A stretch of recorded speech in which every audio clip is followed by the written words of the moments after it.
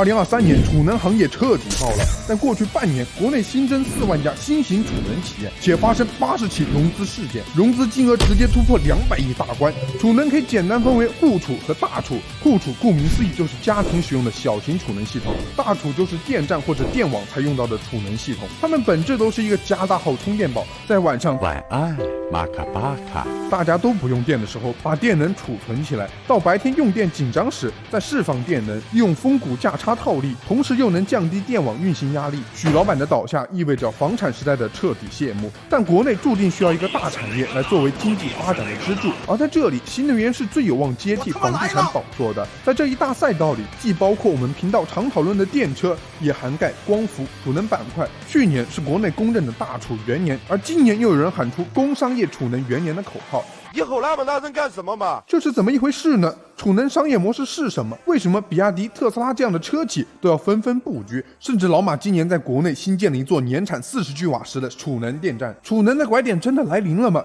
有望成为继电动车之后又一万亿大市场吗？储能简单说就是储存能源的装置，一个巨大的充电宝，能量不足时释放能量，能量充足时将能量存储。这几年国内储能的发展得益于对清洁能源的重视，因为风力、光伏装机量逐年攀升，占据越来越大的比重，但这种发电方式由于会受到季节和天气的影响，并不是那么稳定，所以不能直接接入电网，需要先放一个储能装置来平滑波动。如果按照技术原理来划分，储能主要有3种：物理储能、化学储能、电磁储能3种。在过去，以抽水储能为主的物理储能一度在全球占据95%以上的比例，即在用电低谷的时候，把下流水库的水抽到上流，将电能转化为重力势能，而到用电高峰时再逆向转化。这种储能系统的容量主要取决于上下水库的高度差和水库容量，其中水的蒸发渗漏现象导致的损失几乎可以忽略不计。抽水储能的储能周期非常长，可以适应各种储能周期需求。一般而言，抽水储能系统建设完成后，坝体的使用年限大概在100年左右，而电机设备预计可以使用40到60年，修好后很长时间都无需维护。但抽水储能有很多缺点，比如一定得修在有地势差的地方，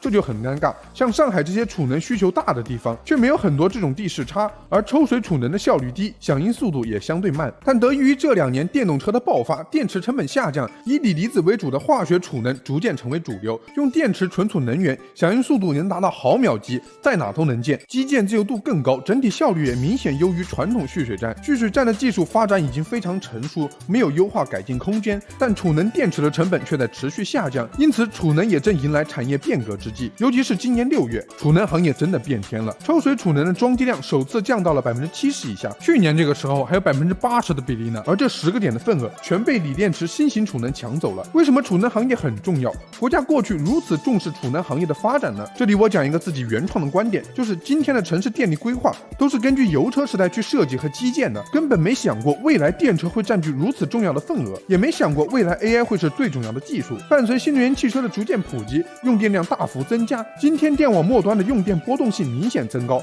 电网的稳定性已经快极限了。去年像成都这样的省份缺电就是很好的例子，而今年 OpenAI 为首的 AIGC 异军突起， AI 3要素：算力、算法、数据，其中算力这一要素的底层依托不仅仅是芯片显卡，也需要大量电力，因此就非常需要储能设施成为电网末端的毛细血管，提升电网末端的电能质量，减少拉闸限电概率，发挥其稳定器作用。另一方面，国家本身也在大力发展光伏和风电，根据国家能源局规划，要在2025年把新能源装机占比进一步提升到50%。知道这些后，你已经对储能行业有了基本理解。那储能的商业模式又是如何闭环的呢？这一块国外是走在我们前面的，因为海外一直是市场化定价，电价会根据供需的变化自由波动，风谷价差很大。如果能在电价便宜的时候给储能装置充电，等电价贵的时候再把电拿去卖，就有不少盈利空间。即使是普通家庭购买户储，也能在几年内回本。去年很魔幻的是，欧美受到北溪天然气管道爆炸和俄乌战争影响，欧洲各国2022年电价相比2021年初上涨了100%到330%，德国电价涨了20倍之多。法国8月份时一度电的价格能达到1.1欧元。明明是老牌发达国家，很多人却用不起电，不得不在冬天开始抢购起中国的电热毯过冬。有户储的家庭日子就会好过很多。美国推广户储主要是因为地广人稀，社区分散，搭建电网的建设成本太高，升级维护却很麻烦。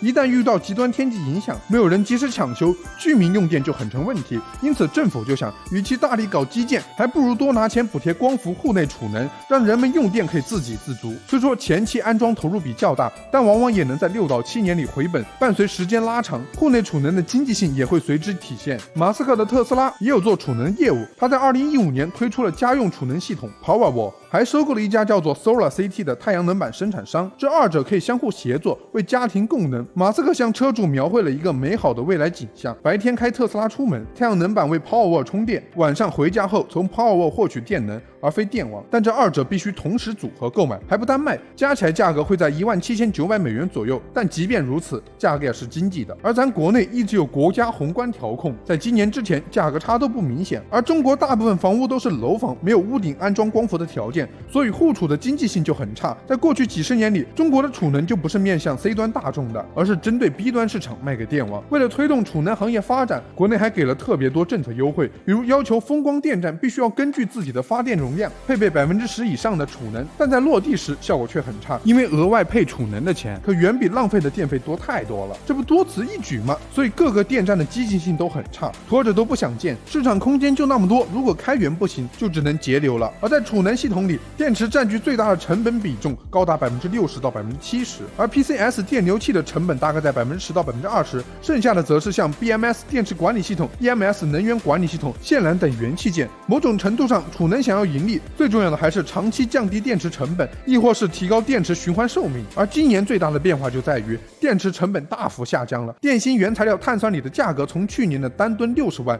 直接腰斩到了20万元每吨。传导到成品，磷酸铁锂电芯平均售价从0.9元每瓦时降到今天的0.6元每瓦时，跌幅高达30%。国内的储能市场又是很卷的，从2018年就开始打价格战，持续至今。今年也有太多企业抱着短期投机心态入场了，为了抢份额，甚至出现亏钱也要干的情况。一些头部厂商甚至也会将储能电芯价格降至0.5元每瓦时，真的不赚钱就为交个朋友。2021年的时候，发改委发布的关于进一步完善分时电价机制的通知，要求在保持电价总水平稳定的基础上，引导用电侧消峰填谷，改善电力供需状况，促进新能源消纳。随后各地开始划分峰谷时段，并确定峰谷电价价差。今年这一政策终于见效了，各地峰谷电价价差都有所拉大。根据北极星储能网的统计，已经有20个省份峰谷电价差超过0.7元，而上海的峰谷价差最高可以来到1.9元。加之电池成本降价，套利空间也就出来了。如果投建储能的话，基本4到5年就能回本，比过去缩短了3到4年。拿我待的浙江举例，浙江地区的电价有2个谷时段和2个峰时段，价差可以达到0.8元以上。所以有一些开工厂的温州老板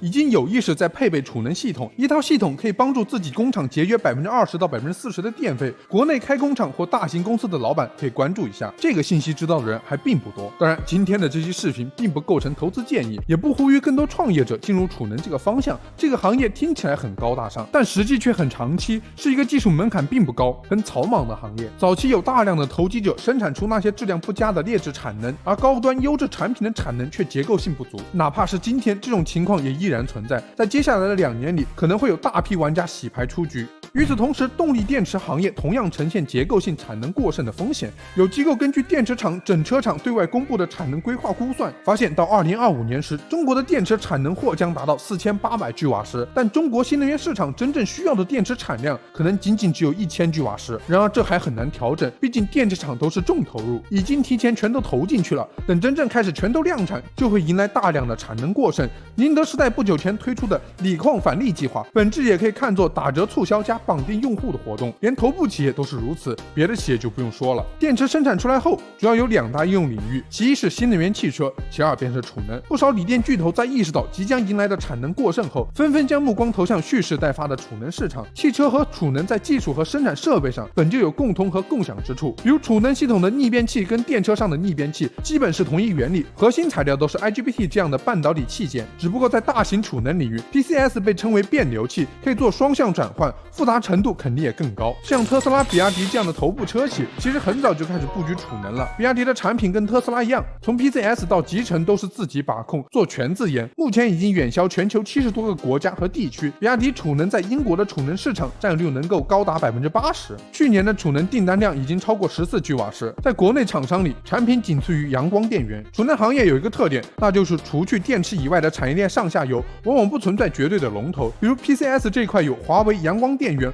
固德威等 ，IGBT 则有中车时代、比亚迪、士兰微等供应商，这些上游供应链都是挣钱的，但是下游纯粹做集成的组装厂就很难受。由于电网侧往往压价厉害，所以很难见到大的利润，因此想要真的在储能领域挣到钱，都需要在某一领域专注，或者拥有自己的独立控制权。所以这一层面来看，比亚迪会是特斯拉储能的强力竞争对手。可能大家注意到，在今天视频分镜里，我们大量用到了 KDF 支持管理工具，它可以通过双传本地文件建立一个小型的私人 GPT 模型，只根据文件里的内容检索和生成。因为我实在没有那么多时间一份份看研报，资料总结100多页也很繁多，所以我会让 AI 成为我的超级助理，自己学习完文件后，用问答的方式告诉我答案。今年靠这些 AI 工具，我做投研和整理资料真的提高了不少效率。比如这个网站把现在最新的研报都拿去训练，打造了一个研报 GPT 模型，也是用问答的方式 AI 直接生成最终结论，没必要再一份份找研报和啃研报了。回到我们今天的话题，之前特斯拉储能进军国内落户上海时，很多媒体的结论是特斯拉会像当年特斯拉超级工厂一样，迸发出鲶鱼效应，颠覆国内储能行业格局。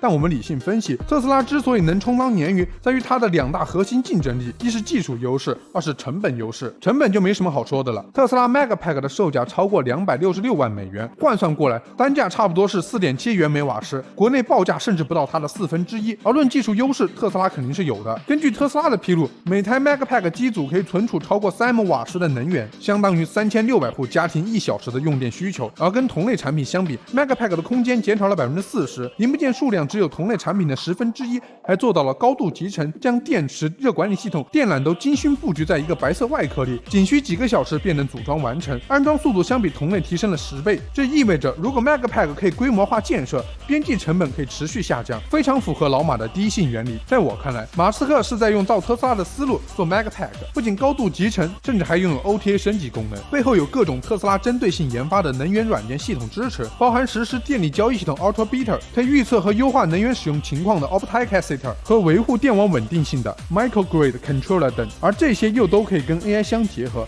比如 AI 可以根据历史数据对电力需求进行预测，自动进行电网的负荷管理，更好的削峰填谷，跟 XAI 又可以联动起来，是吧？这些技术特斯拉或许遥遥领先，但 Megapack 的安全性方面，客观来讲，相较比亚迪还是要差一点。毕竟比亚迪的储能系统可是做到了15年零事故发生，而 Megapack 在2021、2022年都有发生过火灾事故。为此，特斯拉还将自己的3元锂方案换成磷酸铁锂。对于储能用户而言，安全性比任何都要重要。老马在成本上又不占优，因此他很难发挥当年的鲶鱼效应。这次老马新建储能工厂，更希望的可能还是借助中国的产业链，降低自己的成本，以便更好攻占欧美市场。对于国内企业来说，储能出海也是一个大方向。一来是市场足够广阔，根据欧洲储能协会测算，至2030年需部署200巨瓦左右的储能，即每年新增14巨瓦；至2050年需部署600巨瓦储能，即2030年后每年新增20巨瓦。二来利润足够高，不管欧洲还是美国，都不是储能的主产地，大部分电息都需要依赖进口，再叠加高额补贴支持，出口海外的利润相当可观。当下对于国内储能企业来说，正是非常重要的转折点。在新一轮的竞争里，肯定会有越来越多中国储能企业崭露头角，而那时这些企业将会和中国电车一起共同出海，销向全球，共同开创中国丝绸之路新篇章。好，本期视频到这就结束了，也欢迎大家关注 AI 剁手，这个频道会持续为大家更新高质量的新商业行业内容。如果觉得这期视频讲得不错，就给我一个3连吧，我们下期再见。